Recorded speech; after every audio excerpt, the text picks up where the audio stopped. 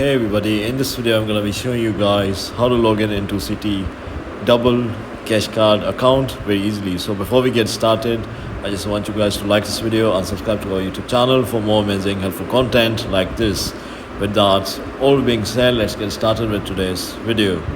Hi guys, so first of all just go to google.com and here just type in Citi Double here.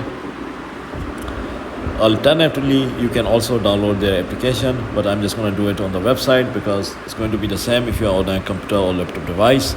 So once you are on their homepage, just click on the sign on option in the top right corner of the screen,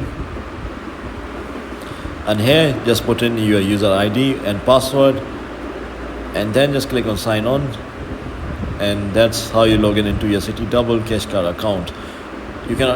The steps are going to be similar on the application for the iOS device or Android device. So yeah guys, if you found this video to be helpful, then thanks for watching, and I'll see you in the next video very soon. Peace.